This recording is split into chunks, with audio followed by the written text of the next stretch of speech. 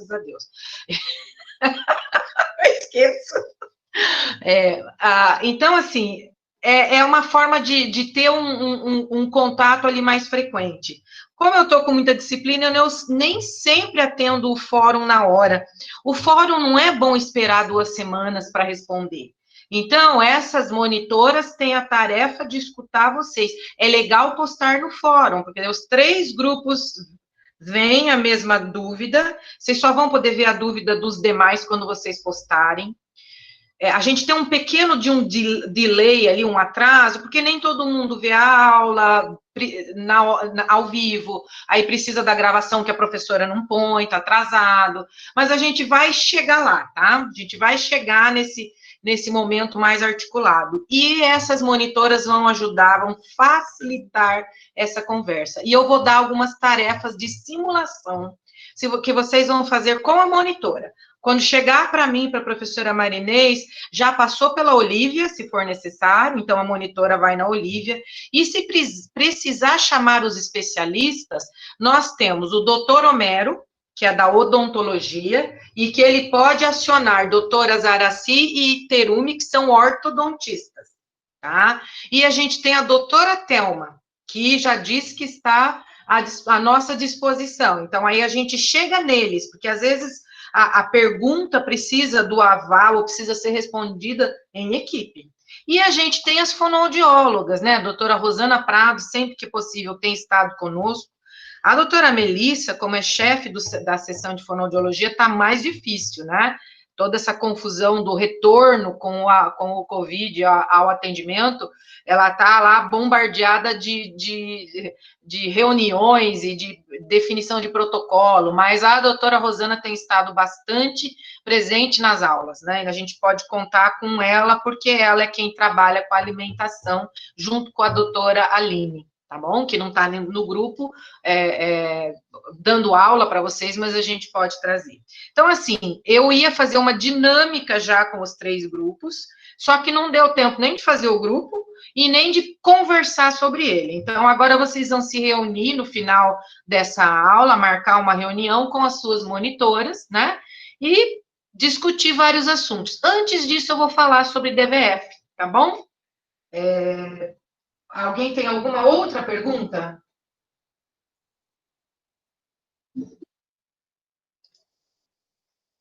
Alguém tem alguma outra pergunta? Posso dar a aula? Não gostaria de dar uma aula nesse momento, mas eu acho que ela é necessária, tá? Vou dar os slides depois e a gravação também. Tá, vou aqui, não tem vídeo, eu vou apresentar do jeito mais simples para a gente. Vou compartilhar a minha tela. E como eu fiz uma juntança de coisa agora, né, posso até achar algum erro aqui, tá? Mas vamos lá. Deixa eu fechar essa, aqui, ó, a juntança aqui, essa aqui eu não preciso. Eu quero esta. Peguei uma aula já pré-existente. Olívia, tá vendo minha tela? Estou sim. Uhum. Você me interrompe se necessário, se tiver alguma pergunta. Essa é uma conversa que é monólogo, mas que é importante que vocês interrompam, tá? Para a gente, às vezes eu vou falar, tá mais, espera um pouquinho mais que eu já respondo, mas às vezes precisa voltar um pouquinho, tá? Nós vamos tentar entender melhor a etiologia da DVF, tá? Porque o tipo de DVF está associado à etiologia. Então, eu já estou dando a resposta da pergunta para vocês. Quais são os tipos de DVF? Disfunção velofaríngea: insuficiência, incompetência e erro de aprendizagem, tá? Porque existe uma forma de agrupar as etiologias dentro dessas 3 categorias. E essa é uma categorização importante para o fonoaudiólogo. Não é a categorização que o cirurgião usa. E depois a gente chega no porquê que a gente precisou diferenciar no final dessa conversa, tá? Já começamos falando de terminologia, né? Quando a gente estuda disfunção valofaríngea. Disfunção é um termo geral. Eu uso DVF sempre que a clínica, né, não me sugere uma etiologia. Mesmo que eu tenha uma hipótese, eu não sei ainda se é insuficiência, incompetência, ou erro de aprendizagem, ou uma combinação dessas etiologias. Eu posso ter mais de uma etiologia. Eu posso ter as 3 etiologias num único indivíduo. Tá? E esse termo, ele é sinônimo de inadequação velofaríngea, tá? Então, DVF e IVF, para alguns autores, chega a ser a mesma coisa, tá? Só que daí não é IVF de insuficiência ou de incompetência, é IVF de inadequação. E vem do inglês também, né? A literatura é bem baseada no inglês, né? Então, é dysfunction e inadequation, né? Então, fica um termo, fica confuso, mas se tiverem interpretando literatura, às vezes DVF e IVF quer dizer a mesma coisa. Um autor pode usar o termo IVF de uma forma ampla, né? Que quer dizer o conjunto das 3 etiologias, quando ele entende a divisão, né, da etiologia por erro de aprendizagem, que é uma disfunção sem uma alteração estrutural, né? Vamos entender isso melhor. Tá? Deixa eu caminhar um pouquinho aqui. Então, para o fonoaudiólogo, agora eu vou me referir àquilo que nós, fonoaudiólogos, precisamos entender, porque a gente trata a DVF por erro de aprendizagem. Tá? Ela é tratada na clínica, na terapia fonoaudiológica, tá bom? Então, quando o fonoaudiólogo usa o termo insuficiência velofaríngea, IVF, tá? Isso implica na presença de um gap velofaríngeo, quer dizer, uma falha de fechamento, que se supõe ser resultado de falta de tecido, palato curto, ou de um espaço muito amplo. Então, IVF, insuficiência, tá? Velofaringe, tá? Espaço muito amplo, nasofaringe profunda, falta de tecido, um palato curto, nós vamos ver que tem mais coisas aí, vamos andar um pouquinho mais para frente. O outro termo que também se fala muito, e aí tem até literatura, é incompetência. De novo, IVF, né? É confuso, não é? Só que eu tenho eu uso IVF para insuficiência e eu uso IVF para incompetência. Então, a gente tem que ler muito bem o artigo e conversar com a pessoa para entender o que ela quer dizer com relação à IVF. Tá? Quando o fonoaudiólogo, pelo menos os fonoaudiólogos que têm a visão que a gente tem, né, que alguns docentes têm, que alguns profissionais têm, que aceitam a categoria de erro de aprendizagem, né, quando esse termo é usado, incompetência ficou um termo restrito para aquela clínica com etiologia neurológica. E eu estou falando a palavra sugere, porque eu tenho que chegar num diagnóstico que envolve o médico. Tá? Nós não vamos fazer um diagnóstico sem o colega médico, tá? Insuficiência, incompetência e erro de aprendizagem, eu acabo precisando, em raros casos, tem situações que o fono até consegue, né? Mas aí eu vou chegar lá depois. Então, eu estou falando do que, gente? Paralisia ou paresia de véu e de paredes de faringe. Nos casos onde eu tenho disartria e aparaxia, tá? Então, se eu usar só IVF, eu tenho que tomar cuidado, tem pelo menos 2 tipos. Aquela relacionada à insuficiência e aquela relacionada à incompetência, tá? Ai, professora, que confuso. É confuso, mas basta saber o que o profissional com o qual você está lidando, ao que ele está se referindo, e tentar interpretar, às vezes, a literatura, o artigo ou o capítulo de livro não é claro. Ficou para o fonoaudiólogo a importância desse termo aqui, ó. Erro de aprendizagem do funcionamento velofaríngeo para a fala. Se eu quiser dar um apelido, porque eu não vou pôr EAFVF, né? Ou é DVF ou IVF, mas eu posso chamar o apelido dessa etiologia, DVF por erro de aprendizagem, é o que a gente usa. Ele é um termo amplo, tá? Mesmo nessa categoria, ele é um termo amplo, porque na inexistência de paralisia ou paresia, eu tenho um mecanismo velofaríngeo que não é acionado adequadamente durante a produção da fala. Ou seja, a produção do som não envolve ação velofaríngea. Faríngea, faltou um A aí, tá? Eu posso sumarizar algumas coisas que na literatura, e aí também começa, se eu for olhar a literatura, se eu for olhar diferentes autores, né, começa a ficar confuso, tá? Porque tem autores que colocam que se eu tenho articulação compensatória, eu tenho DVF por erro de aprendizagem, desde que Professora, seja... Oiê, é o Homero. oi, Eu Homero, não diga. sei se só comigo, agora que eu entendi que a senhora está apresentando o PowerPoint, que está aparecendo só você. Não sei se para os demais está aparecendo. Gente, tá aparecendo o meu PowerPoint? Olivia? Tá normal aqui. Tá normal, Homero. Clica na outra, Muda a aba em ali tem cima. 2G. Muda a aba. Não, tá Olha ok. em cima, Não, a aba de Meet. tá ok. Então, voltando aqui, tem algumas subcategorias que eu posso colocar e que alguma literatura coloca dentro dessa DVF por erro de aprendizagem. Se eu uso um ponto articulatório pós-uvular e eu faço a modificação do sopro, eu transformo o ar em som antes que ele chegue na velofaringe, eu não preciso da velofaringe, verdade? Então, eu vou fazer uma negligência da velofaringe. Então, alguns autores colocam que sempre que eu uso a articulação compensatória de forma sistemática, então, aquela pessoa que substitui todos os tons, a velofaringe dela fica quietinha, mesmo que ela tenha possibilidade de fechamento, ela não fecha, tá? Outra categoria, que daí é uma terminologia que alguns autores não acreditam nesse tipo de AC, então ele fica meio próximo do que a gente define como velofaringe hipodinâmica, é essa fricativa nasal, né? O que é a fricativa nasal? Já falei dela, vou falar de novo aqui.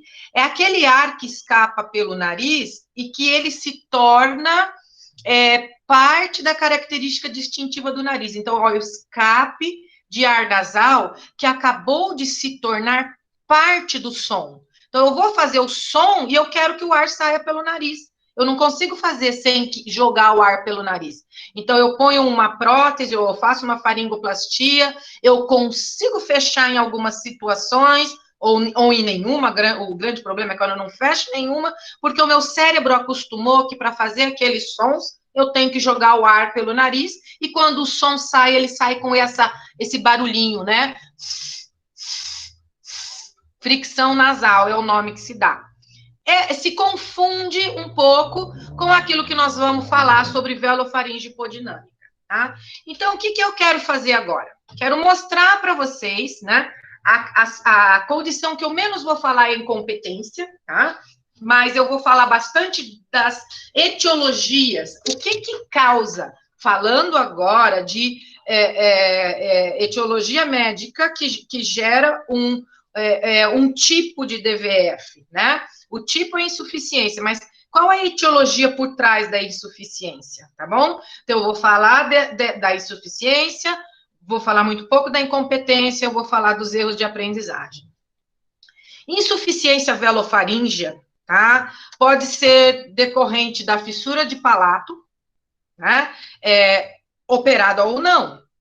Eu posso partir do pressuposto que eu não operei, então eu tenho, né? Eu acredito que se eu não operei, eu nem tenho mecanismo velofaríngeo, tá?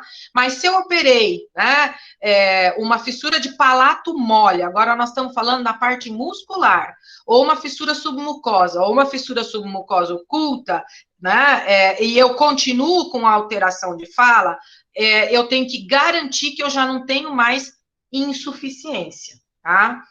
Eu posso ter alteração no tamanho das estruturas, ou então uma nasofaringe profunda ou um palato curto, vou mostrar isso. Eu posso ter problemas com as tonsilas, podem ter sido removidas, posso ter atrofia ou adenoide regular, entra na mesma categoria. Eu posso ter uma cirurgia ortognática que faz avanço da maxila, então ela aumenta o espaço que eu tenho, né? Eu posso ter uma remoção de um tumor, e eu posso ter amígdalas hipertróficas. Isso é do livro da Anne Comerno, pus a referência aqui, tá? Então, fissura a gente já estudou, a gente já sabe o que acontece, né? A insuficiência ocorre, né? Aí tá faltando assento, mas aqui eu sumarizei 20% dos pacientes, tá? É uma média mundial, tá? O centrinho varia de 30 a 19 por enquanto, mas nós não temos literatura recente. Essa literatura é até 2006. Nós estamos com quase 15 anos aí, né? E a seção de fono agora está medindo, e provavelmente vai ser bem mais baixo que isso, né? Mas quando você pega todos os artigos que falam de DVF após palatoplastia primária, faz uma média, né, de artigos, dá em média que o mundo tem 20% de pacientes que operam a fissura de palato e ficam com IVF, insuficiência após a palatoplastia primária. Se eu operei 1.000 crianças, 200 vão ter insuficiência. Isso quer dizer que 800 não vão ter, tá? Então, isso fica bem claro, não vou parar aqui, vamos lá.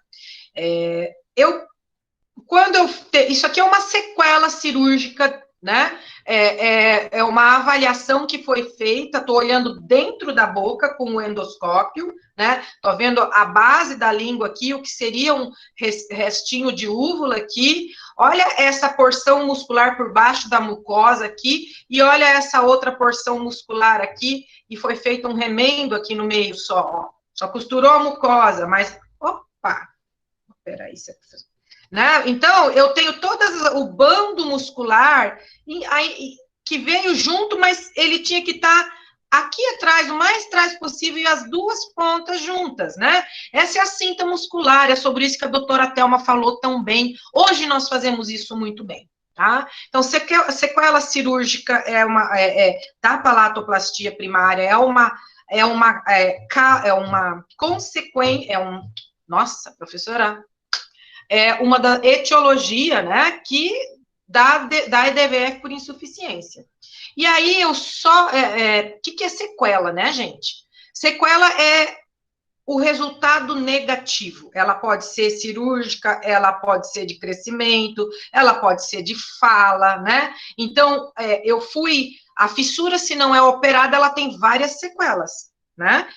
Psicossociais, de aprendizagem, né, as relacionadas à estrutura morfológica, as relacionadas à fala, certo? Se operada, uma das sequelas cirúrgicas é a própria DVF, ok?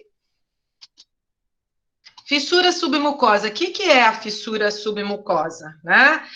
Eu tenho alguns sinais clínicos que eu vejo durante a inspeção oral. Úvula bífida, né? Aqui eu usei o termo em inglês, esse slide deve ser bem velho, né? E laqueadura também é uma tradução ruim, que é a espinha nasal posterior bipartida, né? A bifurcação. Jennifer, entalhe ósseo.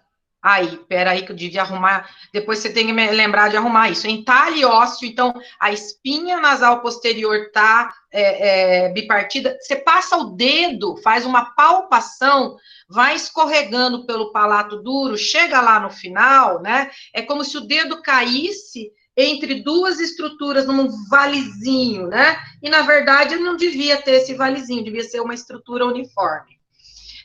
Zona pelúcida ou translúcida esse aqui não é uma fissura submucosa, mas é mais ou menos isso aqui. Eu devo ter a fissura submucosa aqui atrás. Eles vão encontrar como diástase muscular. Diástase, agora a palavra certa é essa. Eu tenho a diástase óssea e a diástase muscular, tá? Aqui, ó. Professora. Úvula bífida, né? Aqui transforma em diástase muscular, e a inserção anteriorizada, que a gente vê que a musculatura, né? Se eu seguir aqui, se eu abrir para fazer a cirurgia, eu vou ver que tem fibra inserida aqui na frente, no palato duro ainda, no rebordo do palato duro, tá? Se for após a cirurgia, como aquela sequela, e aqui é o não operado, tá bom? Então, em algumas situações, eu tenho os sinais sugestivos de DVF, eu abro a boca do paciente, eu não vejo nem a úvula bífida, nem a diástase muscular, eu faço palpação, não tem a diástase óssea, qual é o termo que você usou, Viviane, que eu já esqueci? Você não falou entalhe ósseo, né? E eu não vejo a inserção anteriorizada, eu não vejo nada. Na boca está idêntico a uma boca de quem não tem fissura submucosa, né?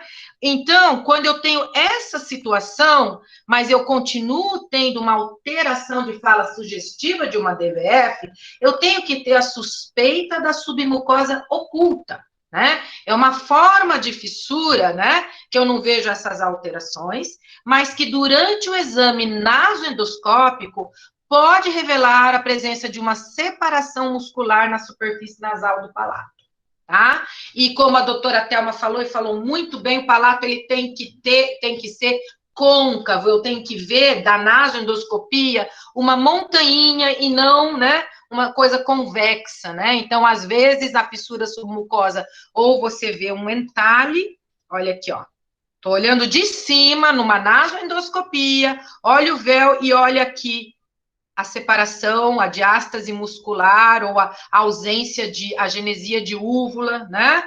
Aqui a lateral de um lado, a lateral do outro e a parede posterior.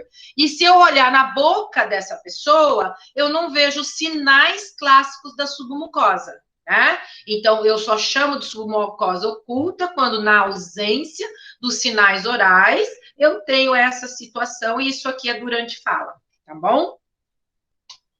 Depois eu dou os slides para você. Eu posso ter alterações no tamanho das estruturas, não necessariamente ter fissura de nenhum tipo, nem de palato mole, nem submucosa oculta. Eu posso ter uma disfunção velofaríngea congênita, cuja causa pode ser um palato curto congênito, né? Ele é mais curto e pronto, não tem, tá lá com a inserção já posteriorizada, mas é mais curto, né? Faltou ali fibra muscular às vezes. Ou eu posso ter uma nasofaringe mais profunda, né?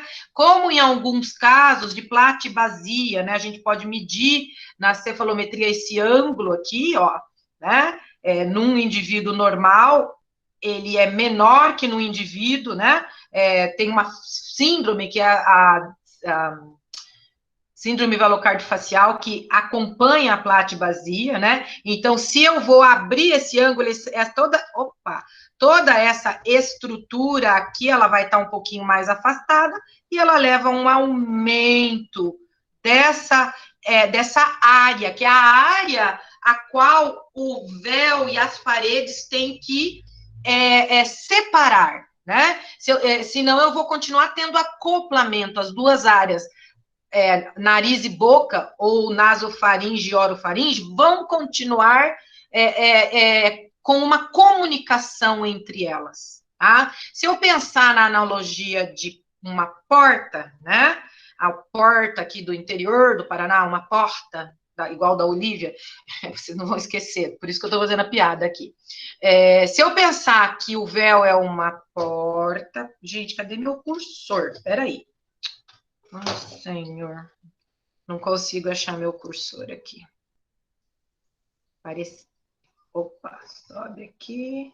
Se eu pensar que o véu é a porta, a nasofaringe é o batente, né? Batente da porta, onde a porta se encaixa, né? E é perfeito, porque o batente tem da direita à esquerda superior e o piso embaixo, né? Então, eu tenho que ter um véu e paredes que funcionam, que em conjunto dão conta do espaço que precisa ser separado, fechado, né? Então, a gente pode fazer medida da profundidade da nasofaringe, né? Por meio de análise do raio-x, da teleradiografia, ou de uma imagem estática que a gente obtém, né? Durante a videofluoroscopia, e eu posso medir tanto o tamanho do véu, a extensão, quão longo ele é, quão gordinho ele é, e eu posso medir aqui, ó, do pontinho mais posterior, né, aqui do palato duro, né, no finalzinho do osso palatino aqui, né, até onde chega, né, na parede posterior aqui, tá? Se tiver adenoide até adenoide, né? Posso tentar imaginar aqui eu estou com um diagrama, é facinho. No raio-x é mais complicado, né? Mas eu posso ter essa medida aqui, tá? E existem dados normativos, tá? Que mostram quanto a nasofaringe mede em indivíduos em diferentes cidades, tá bom? Então, como que eu sei, quando que eu suspeito que eu tenho DVF congênita? Quando eu escuto, né, escape de ar ou de comida pelo nariz, quando eu tenho otite média crônica de repetição, um conjunto de coisas, né, a fala hipernasal e, às vezes, o uso da articulação compensatória, mas eu não tenho nenhum tipo de fissura, seja ela visível, né, a fissura de palato mole, pode ser com ou sem palato duro e com ou sem lábio, submucosa ou oculta. Eu não tenho nenhum dessa etiologia presente, eu posso chamar, né, de DVF congênita, tá bom? E aí eu tenho que fazer mais exames. E olha que interessante aqui, né? Essas características aqui não são únicas da DVF congênita. São da DVF como um todo, da insuficiência, da incompetência, do erro de aprendizagem, tudo, a característica clínica é a mesma. Por isso que eu tenho que aprender os sinais clínicos que eu vejo na inspeção oral e os exames instrumentais que me permitem daí ir entendendo melhor o que está acontecendo, tá bom? Posso ter uma combinação de etiologia, com certeza, tá? Posso ter um palato que teve fissura e que acabou curto, e aí a gente não vai falar das causas de palato curto nesse momento, né? Mas eu posso ter junto uma nasofaringe profunda. Na síndrome velocardifacial, isso pode acontecer junto, tá? Ele ganha na loteria. Quando eu falo de adenoides, né, eu tenho que levar em consideração que nós temos na nossa clínica, ontem nós falamos sobre os pacientes com alteração respiratória, né, e esse paciente, às vezes, ali mesmo no centro craniofacial, e acontece com muita frequência fora do centro craniofacial, né? O paciente tem queixas respiratórias significativas, ele vai no otorrino e ou já se tira a adenoide, né? Ou se recomenda retirar a adenoide, como a gente... no nosso centro, a gente trabalha muito com os familiares para tomar cuidado, para não tirar nada sem conversar com a gente, daí a família não deixa tirar, mas a criança também não respira, né? Então, assim, sempre lembrar que a gente vai ter situações nas quais o paciente precisa retirar a adenoide, né? O tecido pode estar impossibilitando o funcionamento adequado da tuba auditiva e impossibilitando que o paciente respire adequadamente, tá? E se ele tem história de fissura, a chance dele ter DVF por insuficiência após a remoção da adenoide é muito grande, tá bom? Então, a criança faz fechamento veloadenoidal, né? Não é a criança com fissura, toda criança faz fechamento veloadenoidal, tá? E retirar essa adenoide vai aumentar demais o espaço nasofaríngeo. Na maioria das crianças sem fissura, automaticamente em 6 semanas, a gente aguarda 6 semanas, a criança pode ficar um pouquinho hiponasal. Não logo depois da cirurgia, porque está tudo inchado, mas quando diminui os edemas, né, a criança pode até ficar um pouquinho hipernasal, mas passou 6 semanas, ela continua hipernasal, tem que voltar, né? Estou falando da criança sem fissura. Na criança com fissura, né, a mesma chance, só que não é a mesma chance. O risco de DVF é maior, tá? Aí a criança não consegue, né, aumentar o esforço para fechar aquele espaço que aumentou, tá? O véu dela já trabalha no limite máximo de estiramento, do inglês stretch, né? O véu, ele tem que se esticar para chegar na parede posterior. O véu de todo mundo, ele se estira, estica, vai para trás, ele não vai só para cima, né? E no caso da criança com história de fissura, né, se eu tiro a adenoide, nem sempre eu consigo esse stretch maior para eu resolver, né? Para eu continuar fechando, tá bom? Então, aí a adenoide, se eu tirar e uma pessoa não tem... E olha que interessante, isso é bom ver, tá? Eu tenho que fechar... Aqui tá a cinta muscular, aquela cinta que a doutora Thelma mostrou de cima, operando, né, na visão da nasoendoscopia. A cinta não tá aqui embaixo, não tá aqui na ponta da úvula, nem muito perto da úvula. Numa pessoa sem história de fissura, essa cinta, né, tá na linha média, né, desse palato, tá? Então, se eu tenho uma história de fissura, então eu já tenho um palato mais curto aqui, e a minha cinta não tá no lugar certo, né? Eu não dou conta de esse espaço que aumentou, eu não dou conta de chegar, tá? A gente chama isso de insuficiência velo-faríngea, tá bom? E a etiologia foi, né, a remoção da adenoide, porque eu passei junto com a história de fissura, claro. Deixa eu ver se eu já não falei. Tá aí, 6 semanas após a cirurgia, acho que tudo tá aqui, né? Uma criança em cada 1.500 casos, isso é de 94, olha como tá velha essa aula, fui lá, agarrei a primeira, né? E tudo meus histórias sem acento, eu vou dar para vocês assim mesmo, tá bom, gente? Porque depois eu faço uma mais bonitinha. Mas eu tenho literatura mais recente, né, que estuda isso, mas montei correndo.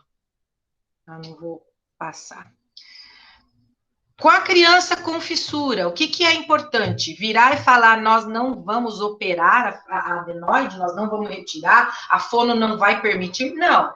É aquela relação com o otorrino, né, em que a gente sabe que ele não, se ele entende de fissura de palato, ele sabe que é importante não retirar, mas ele pediu uma adenoidectomia porque ele sabe que tem que tirar, né, que tem um comprometimento respiratório, né? Comprometimento de tuba auditiva.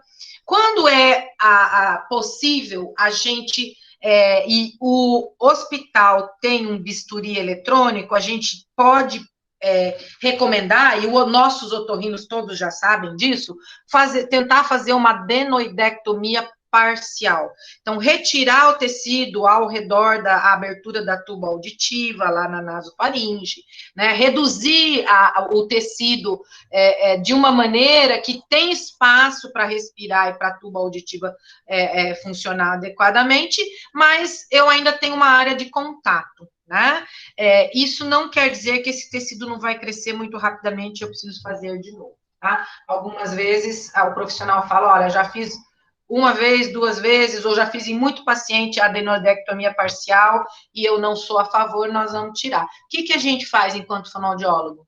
Faz aquelas medidas, né, do tamanho do véu, quão longo ele é, da profundidade da nasofaringe, e a gente faz uma razão entre essas duas medidas, isso aí não a gente vai falar disso lá na outra disciplina que começa dia 10, tá?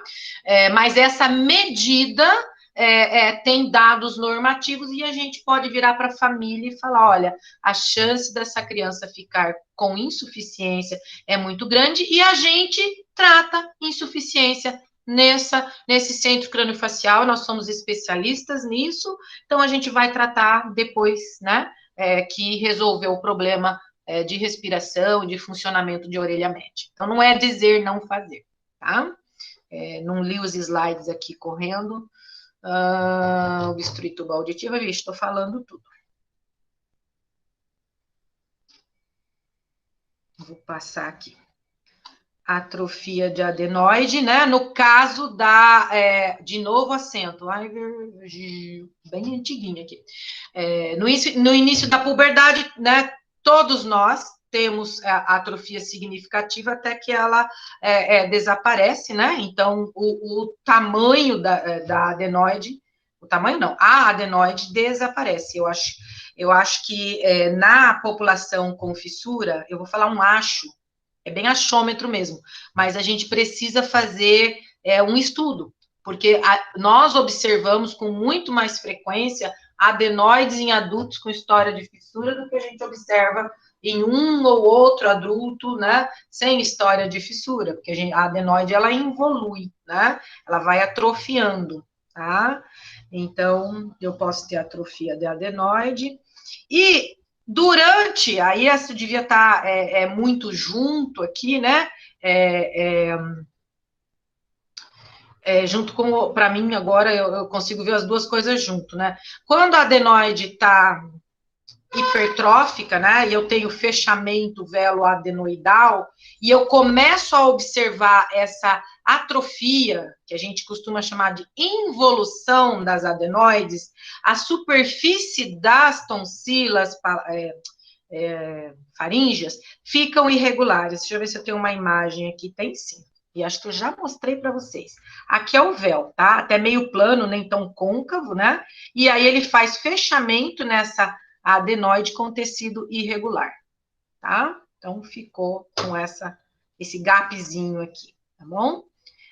Insuficiência, tá? Nesse caso, devido, né? Nesse momento da vida dessa criança, devido ao tecido irregular da adenoide. Quando a adenoide sumir completamente, aí eu vou ter uma insuficiência, porque ou o véu ficou muito curto, ou aí eu tenho que medir para saber se eu tenho véu nasofaringe profunda também, ou se só o véu estava muito curto, no caso de uma história, né, de fissura. Aqui, os nossos slides de paciente com fissura. História, né, de fissura.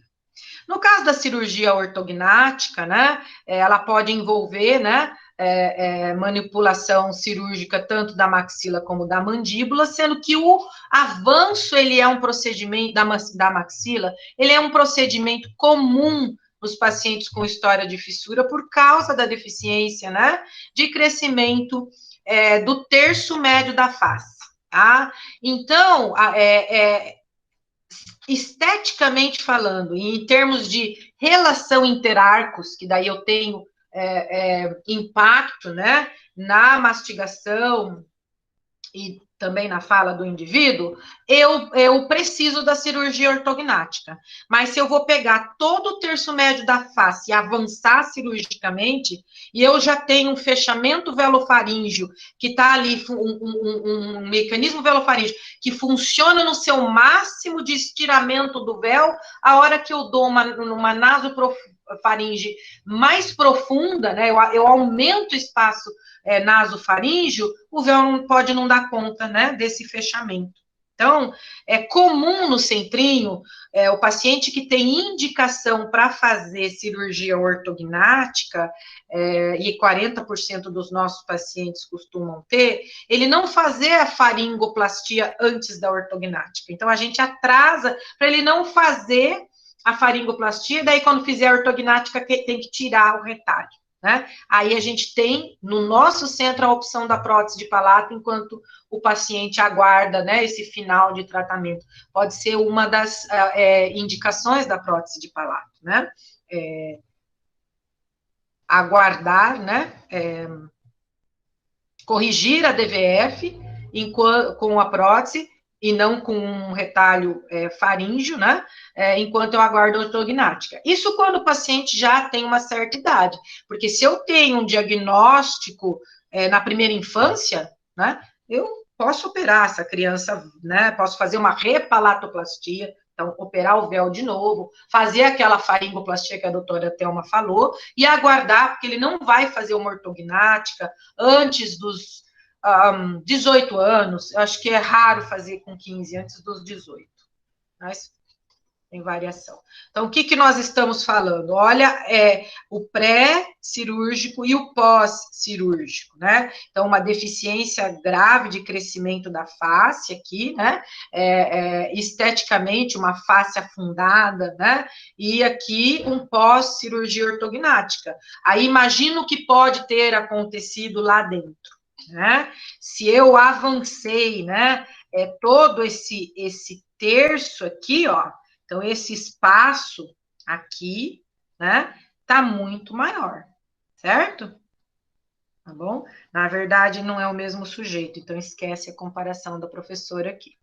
Eu tô comparando o mesmo indivíduo da imagem anterior. Volta aqui, professora. Esse indivíduo aqui, olha a relação dele, dentoclusal, né? E aqui no pós-cirúrgico. Devia ter feito diferente os slides. Tumores na cavidade oral, né? Se eu tiver que remover parte do véu, né? Parte do palato duro, né? Se eu tiver que mexer com os pilares, né? Eu posso ter situações, né? Nas quais, os slides aqui nem em português estão, tá? Em que essa ressecção vai afetar a função velofaríngea, né? E eu vou ter um problema com o balanço oronasal devido ao acoplamento oronasal, tá? Desculpem aí os slides. Finalmente, amígdalas hipertróficas, nós já falamos disso, eu acho que não nessa... Me lembro se eu falei, gente, desculpa, não lembro das aulas que eu já dei, mas deixa eu falar de novo se já falei. As amígdalas hipertróficas, né, eu vou mostrar uma imagem já, elas podem causar interferência mecânica no funcionamento velofaríngeo, tá? Tanto posso ter interferência que cause assimetria, né? Então, quando uma amígdala é muito maior de um lado do que do outro, então, pelo peso da amígdala, na verdade, eu vou ter um desvio, né, de véu, e eu posso ter um problema de elevação mesmo, de movimento do véu ou de medialização das paredes, que elas estão no caminho, tá? E elas podem ser tão grandes que elas vão interferir, como agora eu pus minha língua lá para trás. Então, tem uma amígdala que está ocupando o espaço orofaríngeo e vai afetar a ressonância, tá? Então, vamos olhar nessa imagem aqui, né?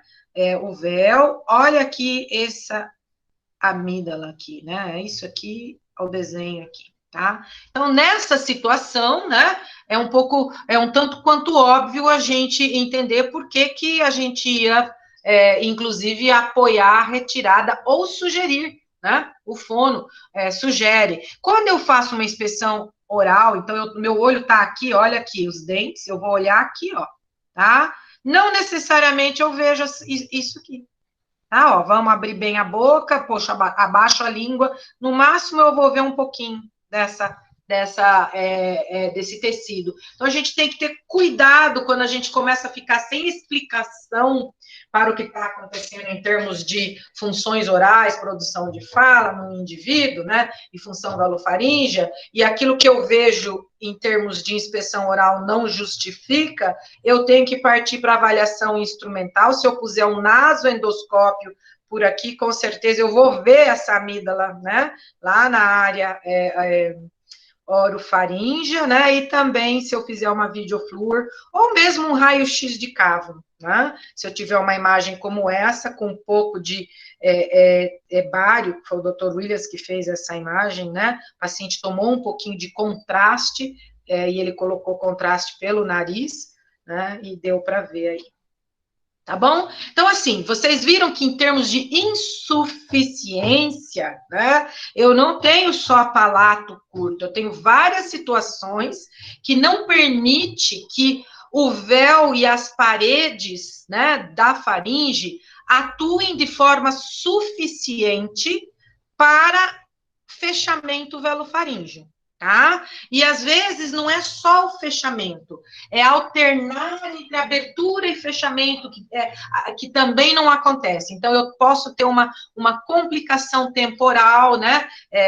Eu, às vezes, até sob esforço eu consigo fechar, quando eu coloco na fala encadeada, ele não fecha sempre, mas a condição, a etiologia, né, dessa DVF é insuficiência, e eu posso ter esses quadros clínicos que eu coloquei para vocês. O termo incompetência para a área médica, e nos centrinhos nossos cirurgiões usam o termo incompetência de forma ampla, então o erro de aprendizagem está dentro da incompetência. É raro um cirurgião falar erro de aprendizagem de funcionamento velofaríngeo, e não é o nosso cirurgião plástico, né? No Brasil, em vários centros fora do Brasil, em alguns centros norte-americanos, né? Essa adaptação, né, da incompetência em uma outra categoria que se separou dela como erro de aprendizagem, não é publicada adequadamente, né? E não é entendida por todos os profissionais da área médica, por falta de literatura, né? Tem literatura norte-americana, sim, em inglês, tá? Mas são em livros escritos, né, por fonoaudiólogos, né? Então, quando a gente fala dessa divisão dos tipos de DVF, né, insuficiência, incompetência e DVF por erro de aprendizagem, eu estou dando os tipos de acordo com a perspectiva do fonoaudiólogo, tá? Se eu for usar a perspectiva médica, e aí eu vou ficar na literatura nacional, eu vou ter só insuficiência e incompetência, tá? Porque se não é insuficiência, se não está nessas categorias que eu falei para você, o médico não vai intervir, e ele vai devolver o paciente para quem? Para nós, né? Nos centros craniofaciais, inclusive.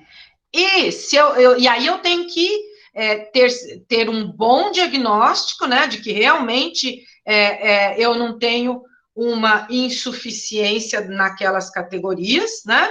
E aí eu, fonoaudióloga, preciso discernir se eu tenho uma incompetência, porque eu tenho paralisia de palato ou de paredes da faringe, ou paresia de palato e paredes da faringe, em condições de alteração neuromotora, tá?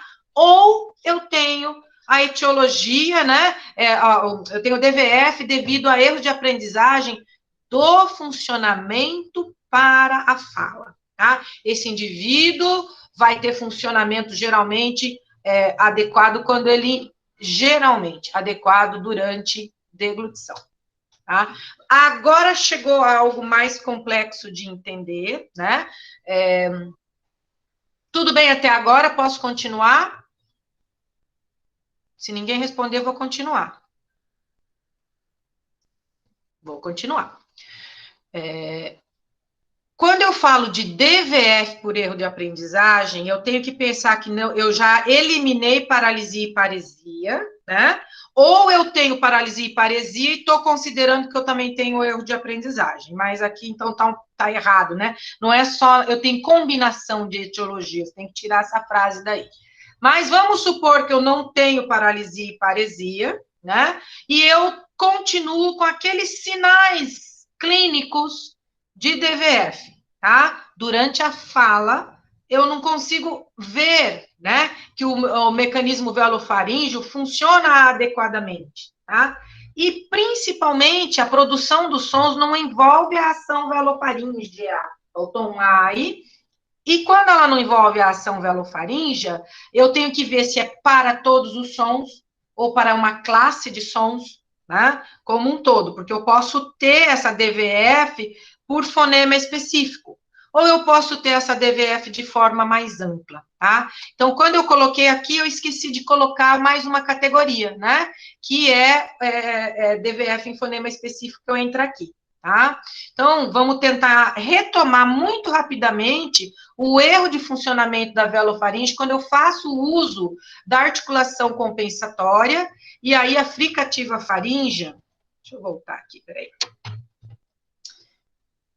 Aqui, ó. Isso aqui é uma subcategoria daqui, e eu preciso ter aqui DVF em fonema específico, tá? O restante não fazia diferença corrigir, mas isso aqui faz. Tá? Então, vamos falar um pouquinho, né? Vamos falar não, vamos relembrar aqui um pouquinho, que nós já falamos do bebê com fissura lábio-palatina, né?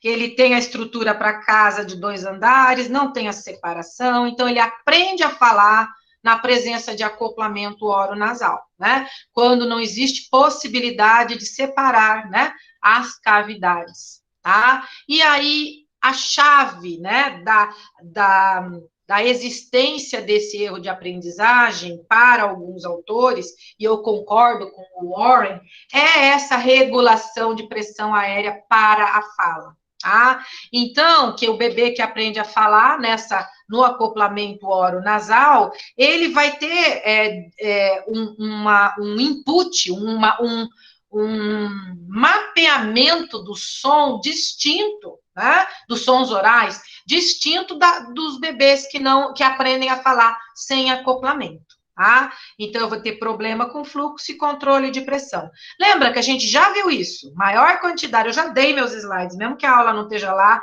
esses slides vocês têm, né? Maior quantidade de som, energia acústica. A professora Marinês vai dar a aula, que seria hoje, na segunda-feira, tá? Eu vou ter escape de ar. Professora, não é a mesma coisa? Eu posso separar essas duas coisas. Eu sempre gosto de lembrar o aluno, faz um S prolongado e põe a mão na sua laringe, você não faz fonação, tá? Escape de ar nasal. O escape é o grande problema para quem estuda regulação da pressão aérea, né? Porque a gente tem presença de pressão no nariz, quando não deveria, estamos falando de sons orais. A gente tem redução da pressão na boca, e aí a gente vai mudar o modo, né? Porque eu vou ter fraca plosão, fraca fricção, ou não vou ter fricção nem plosão, e aí o que vai acontecer? Eu posso ter uma modificação do ponto articulatório,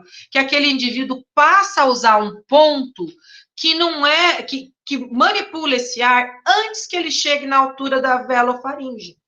Tá? Então, ele regula a pressão dos sons da fala, vou passar super rápido, e eu ainda tenho, nesse pacote todo, que esse escape de ar aqui, ó, ele também é audível, tá? Eu escuto, eu não tô só perdendo ar que eu só consigo perceber quando eu ponho o espelhinho por quem baixa, eu tô escutando aquele barulhinho, né? Tá? E o barulhinho pode ter ou não turbulência. Tá? Nossa, eu detesto fazer isso daí, que dá coceirinha. Então, se eu tenho todas essas situações, né? Tenho aí esse ruído que distorce, tá? E ainda tenho... Pera lá, devia ter tirado outro slide, desculpa.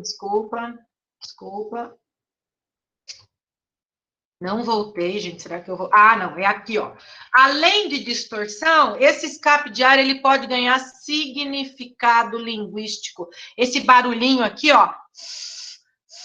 A pessoa, além de sentir essa pressão aérea no nariz, ela pegou esse barulhinho, né? E deu um significado linguístico para ele. E aí eu vou ter aquela situação que a gente... vou pular aqui, que a gente chama de fricção nasal. Isso aqui eu não precisava ter aqui, vocês já tiveram, tá na outra aula, tá? Deixa eu só sair daqui, desculpa. Senão eu vou ficar muito tempo aqui. Aqui, ó. Só um pouquinho, depois eu faço isso para vocês, faço separado aqui, ó. Então, eu queria esse slide aí, fui lá, cortei, recortei, pus tudo, pera lá. O que acontece quando eu tenho esse ruído e ele ganha significado linguístico, né? Esse ruído, e junto com ele, a sensação, ou devia estar ali, de pressão nasal, virou característica distintiva, né, do som, e alguns autores chamam isso de fricativa nasal, tá? Se eu preciso disso tudo para fazer aqueles sons, ou todos os sons, né? O que acontece com a velofaringe? Ela vai ficar hipodinâmica, num grupo de sons ou em todos os sons. Ela não vai ser acionada, porque eu não consigo fazer esse ruído e nem deixar o ar escapar e entrar pressão nasal no meu nariz se a velofaringe funciona. Tá? Então, nessa categoria de erro de funcionamento, DVF por erro de funcionamento, a criança aprendeu a falar na presença do acoplamento, e aí ela desenvolveu uma maneira de fazer sons que ela engramou, e essa maneira, né, engramou é uma palavra que eu nunca consigo substituir, mas ela fez um imprint, ela fez um chip de como ela faz os sons. Tá? E essa maneira, mesmo mais tarde, quando ou já dei até possibilidade dela fechar, mas ela... Alguém abriu o microfone? Não, eu ia dizer que você pode chamar de uma representação desse som. Você vai ter que arrumar meus slides, vendo que eu nunca vou lembrar disso, nem do entalhe ósseo, nem da representação dos sons. Ela criou uma representação do som, obrigada, que negligencia a velofaringe. Do inglês é a knowledge, não dá ciência que a velofaringe faz parte, né? A ação, que a oralidade e nasalidade, né? São características contrastivas que não incorporam, né? Todas essas diferenças, tá? Então, o uso de ACs, a fricativa nasal, que está dentro da categoria uso de AC. Aí a gente faz uma parte, porque eu posso ter indivíduo que faz isso só para um grupo de sons. Esse indivíduo é super fácil de tratar. Quando ele faz isso só para um grupo de sons, ele fecha. Você faz o exame de nasoendoscopia, ele fecha direitinho para os plosivos, mas ele faz a fricativa nasal, ou outra, a fricativa nasal posterior, ou o que as pessoas falam de emissão de ar com representatividade para a produção do som, ele faz só para os fricativos. Então, o que eu vou fazer no trabalho? Eu vou fazer técnica de aproximação, eu não preciso do cirurgião, eu não preciso do obturador, né? Eu não preciso de uma cirurgia do obturador. Eu uso o fechamento que acontece nos plosivos ou nos líquidos, né? Para transferir por aproximação para os sons que estão alterados. É a DVF em fonema específico, tá? Mas eu tenho uma... Jennifer. Depois eu tiro antes de mandar para vocês. Eu tenho uma condição em que isso acontece de forma generalizada, e que o sujeito faz os sons na cavidade oral, inclusive, vamos pegar o jeito mais simples de entender, ele não faz uso de ponto articulatório pós-uvular, então ele não tem articulação compensatória, mas ele tem hipernasalidade, escape de ar nasal, fraca pressão nos sons orais, e você trabalha com ele, né? Trabalha não. Quando eu tenho essa condição, né, e eu faço uma terapia diagnóstica durante a minha avaliação, eu vou lá fazer uma nasoendoscopia ou uma videofluoroscopia. E eu tenho que estar muito atento, porque esse erro de aprendizagem, né, ele pode ser mais complexo, né, e ainda bem acontece só em poucos pacientes, tá? Então, vamos lá. Aqui... Deixa eu tirar isso aqui daqui. Depois eu limpo antes de mandar para vocês, tá, gente? Desculpa. Tem um artigo, olha como é velho esse conceito. Na literatura, de 95, esse grupo, né, de pesquisadores, né, Witt et al., né, o Marsh, ela é fono ali em Mardi Gras, né, o Mantz e o Gay, a maioria cirurgiões ali, só uma fono. Eles descreveram essa situação, essa condição, lá em 95. Ninguém deu muita bola para isso, tá? Porque, na verdade, desde os anos 90, nos Estados Unidos e em alguns países europeus, né, a incidência da DVF diminuiu muito e a correção das DVFs que aconteciam ou que acontecem é feita na primeira infância. Então, não dá tempo disso crescer de forma que o indivíduo tem essa representação tão usada por tantos anos, né? Mas, o que eles colocaram? Que durante a avaliação de um indivíduo, a presença do gap faríngeo durante essa tentativa máxima de fechamento, eu estou olhando na vídeo e ou na nasoendoscopia, né? E eu comparo o repouso com o melhor tentativa de movimento e o espaço que eu tenho, o tamanho do gap, né? É ainda pelo menos 50% ou mais do espaço em repouso. Quando a gente fizer a disciplina, a próxima disciplina, eu mostro isso para vocês em exames, em diagramas, na verdade. Então, esperem um pouquinho para entender isso aqui melhor. Mas ele caracterizou o que acontece nessa situação, tá? E ele fala assim, tá? Eu pus em inglês e a tradução aqui. Alguns pacientes têm movimento tão limitado, tá? Seja do véu como das paredes da faringe, que eles acabam sendo candidatos muito ruins para a cirurgia. E ele coloca no artigo dele e para prótese, aqui na verdade é obturador, né? Mas por quê? Porque eles tentavam tratar ou fazia faringoplastia ou punham um obturador e depois da cirurgia não melhorava, não conseguia resolver o problema. Com o bulbo, não conseguia resolver o problema, porque faltava algo aí, tá? Se eu tenho um erro de funcionamento, eu tenho que fazer a fonoterapia. Eu tenho que mudar esse engrama, esse chip, né? Eu tenho que criar uma nova representação e mudar, né? Na hora da seleção para a fala, para acionar a velofaringe, eu tenho que ensinar o paciente a selecionar, né? Aquele movimento que faz o fechamento, tá? Então, a gente estudou isso, nós publicamos em 2012, está em inglês, né? Então, a gente não vai pedir para vocês lerem, mas a gente explica, a professora Viviane, o doutor Homero, né? São coautores nesse trabalho, a professora Marinês também, tá? Nós estudamos a velofaringe hipodinâmica a partir de casos com prótese de palato. E o que a gente percebeu, tá? E isso porque a gente colocava um bulbo gigantesco, que além de eu ter um enorme de um gap, eu coloco um bulbo que a gente chama de total, praticamente ocupa todo o espaço, e eu peço para aquela pessoa fazer um som, que ela já tem oral. O que ela faz? Ela, em vez de abraçar o bulbo, as laterais se afastam para criar espaço para o ar, que ela tem aquela representação que aquele oral precisa. Então, a gente chama isso de movimento antagônico.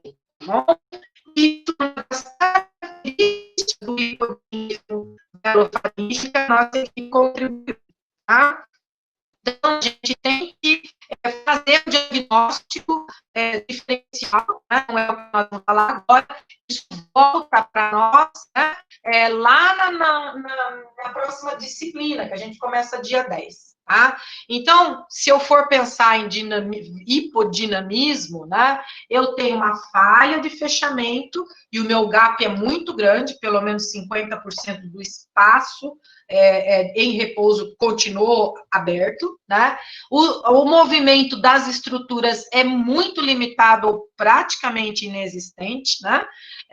E eu tenho movimento antagônico quando eu tento obturar e eu peço para o indivíduo fazer um som oral, né? Que ele consegue fazer, mas que ele precisa antagonizar, mandar as paredes para fora para deixar o ar passar. Tá? Então, esse é aquele indivíduo que, obviamente, se eu fizer um retalho faríngeo, né, não vai melhorar. Tá? Então, assim, fechei aqui, né? Preciso que vocês reflitam um pouco sobre isso tudo. Vou dar essa aula, nós vamos colocar todas as aulas lá, vou tentar trabalhar com a Olivia correndo agora para aprender a fazer o link de YouTube, para pôr as gravações, são 4 gravações agora que eu estou devendo com esta, né? Essa aula eu vou arrumar esses slides um pouquinho melhor, vou dar os slides também, tá? Mas para vocês pensarem um pouco. Tá bom? Então, agora vocês deveriam, e quem já respondeu, vai lá, responde o fórum de novo, pode comentar quantas vezes quiser, né? É a participação que conta, pode responder de um jeito, tá incompleto, vai lá e completa, respondeu e não tá adequado, vai lá e responde de forma adequada. Só que antes de fazer isso, se vocês ainda precisarem conversar, vocês vão se reunir dentro dos 3 grupos com a monitora de vocês. Tá bom? Porque ela vai levantar as dúvidas que ainda estiverem aí, para a gente poder tentar abordá-las já na segunda-feira. Tá bom? Que bom que ficou mais claro. Né? São conceitos, gente, que além de estarem mudando, não tem uma literatura em português muito clara, são muito difíceis. Então, eu tava muito triste até alguém falar que não estava entendendo. Sabe por que eu estava triste? Eu falei assim, ou eles não estão gostando da aula, ou tá tão ruim que nem a dúvida apareceu, né? Ou eles estão com receio de falar que não estão entendendo. É para não entender, tá? Eu devo ter aluno de pós-graduação que entendeu isso agora um pouquinho melhor, mas não entendeu profundamente porque eu não mostrei exame. Tá? Porque não fez uma terapia. Eu entendi isso conforme eu comecei a trabalhar com obturador faríngeo. Ver uma parede que vai para o lado, né? É marca clássica do hipodinamismo. E aí, a característica, o que está escrito na literatura não é muito claro, tá? Espero não tê-los confundido mais, e sim melhorado, mas se eu os confundir, eu fico até feliz, porque daí vocês vão me dizer o que está confuso ainda, porque daí a nossa tarefa é tentar desconfundir, tá bom? Então, a aula de hipo e hiper não vai acontecer hoje, ela vai acontecer junto com emissão de ar, mas eu tenho uma tarefa para passar para vocês. Vocês vão trabalhar com seus monitores, tá? E eu gostaria que essa tarefa fosse feita antes da aula, e entendo se não conseguirem, né? A gente está bem leniente aí com relação a prazos, tá? Mas, assim, eu gostaria que vocês fizessem imitações, tá? Do que é uma fala hiponasal e do que é uma fala hipernasal. Para isso, vocês vão fazer o uso de frases do protocolo de gravação que a Diana, a Laura e a Gabriela têm, né? E vocês vão usar várias estratégias, tá? Elas vão explicar para vocês como fazer, elas vão conversar entre elas, a Olivia vai ajudar, tá? E também que vocês façam, aí não vai dar para todo mundo fazer gravação de... não, na verdade, vocês todos vão fazer, né? Golpe de glote, fricativa faríngea, tá? Vocês vão tentar imitar. Sempre tem que fazer a produção que vocês fazem, que é a produção adequada, seguida da tua tentativa de imitar num áudiozinho que vai para o grupo aonde está a monitora. Aí essa monitora vai escolher os melhores áudios, porque o grupo vai fazer uma compilação. Ai, professora, temos 9 pessoas aqui, nenhuma simulação nossa tá boa. A monitora vai se virar em 5 e fazer ela mesma. Certo? Eu tenho dificuldade, tá, gente? É difícil fazer isso, mas cada um tá em casa, então você faz na frente do espelho, né? Tem algumas estratégias que daí elas vão trabalhar com vocês, porque daí a gente vai usar esses áudios de vocês, eu preciso deles, né? Até segunda de manhã. Tá bom? Não precisa ser muita coisa, né? Aí vocês fazem entre vocês, e eu queria que o grupo me desse pelo menos um áudio de hiponasalidade, um áudio de hipernasalidade, grau não interessa agora, hiper, existiu hiper, tá bom, e um golpe de glote, uma plosiva faríngea e uma fricativa faríngea, e se conseguirem, a fricativa nasal posterior. Tá? Vamos ficar nessas 4. Sendo que eu entendo que talvez vocês vão ter, não consigam as 4. Mas hiper, hipo, com certeza, e pelo menos 2 dessas ACs, tá? Mas, de repente, conseguem na imitação, nem que fique parecido uma com a outra, são parecidas as fricativas, mas plosiva faringe e golpe de glote não é parecido, quero um de cada, e aí nas explicativas é que vocês vão talvez me dar menos, tá bom? Professora, repetir quais serão? As meninas, as monitoras explicam para vocês, eu mando por escrito, se elas precisarem, tá bom? Bastante informação. O questionário nós não vamos abrir agora, porque nós não testamos. Olivia, você testou? Dá para abrir, você acha? Cadê a Oli? Eu vou dar uma última olhada e aí a gente abre. Mas Você consegue abrir hoje? Eu quero olhar antes. E deixa 19, não precisa se matar para pôr a 20ª, né? Nós juntamos 2 questionários. Na verdade, gente, eu vou ter que fazer aulinha lá com o Alexandre da Tecnologia Educacional ou com a empresa Júlia. Júlia, você está aí, né? Você sabe, professora aqui, você sabe fazer questionário no e-disciplinas? Nesse nível, gente, a gente está fazendo e eles estão dando muito problema, tá? Eu não sei se... Bom, não precisamos perder tempo aqui com isso. Eu vou liberar vocês, tá? Se a gente não liberar o questionário é porque ele deu problema de novo, aí eu vou pôr um questionário escrito, não sei. Vou pensar o que fazer. Vocês têm como tarefa marcar as reuniões com suas monitoras e começar a brincar para tentar compartilhar, né? Vou sair da aula agora, vou explicar para elas melhor, e aí vocês vão começar a fazer isso, compartilhar esses áudios, tá bom? O questionário, a partir do momento que é aberto, ele tem 2 semanas, e aí se chegar um momento e vocês não tiverem visto todas as aulas, lido todos os artigos, aí a gente pensa, né, em mais prazo. Mas vocês lembram o meu pedido com relação aos questionários, qual que foi? Que eu ia deixar eles abertos, para vocês fazerem quantas vezes vocês quiserem. Eu vou usar a melhor nota obtida, porque se o problema é nota, é a melhor, né? Mas que é muito interessante fazer logo de cara, e depois ir estudando, e daí fazer de novo, para vocês mesmos notarem, né? Se é que vai ter alguma diferença, porque às vezes vocês já conseguiram entender. Eu acredito que as questões agora estão bem elaboradas, né? A gente está com uma equipe montando aqui, então vamos ver como é que fica.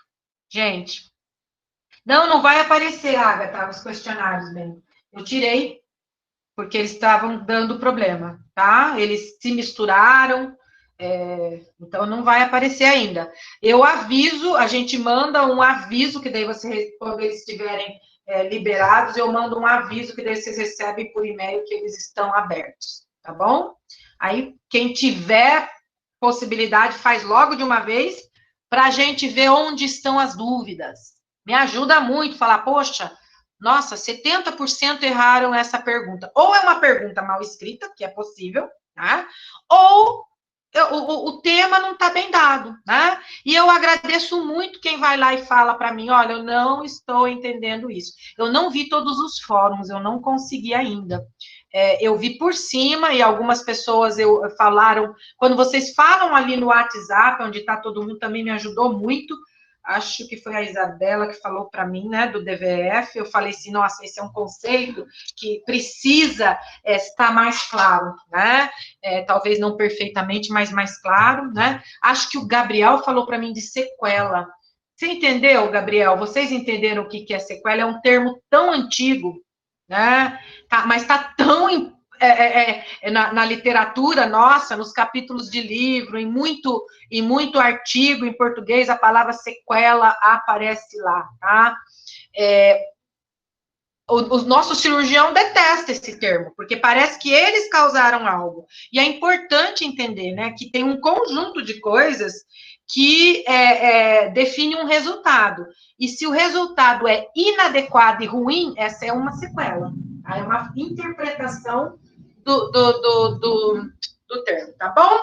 Vamos desligar para eu poder orientar as monitoras e vocês marcarem aí, irem conversando por WhatsApp. Eu acho que vai ficar tranquilo, na minha opinião. Tchau, gente. Obrigada, professora Viviane. Anotou aí as mudanças, gente, os slides? Sim, anotei. Tem acento, eu vou arrumar antes de postar. Pode deixar. Tchauzinho. Tchau. Obrigada, Vitor. Tchau, tchau, Gê. Tchau, Homero.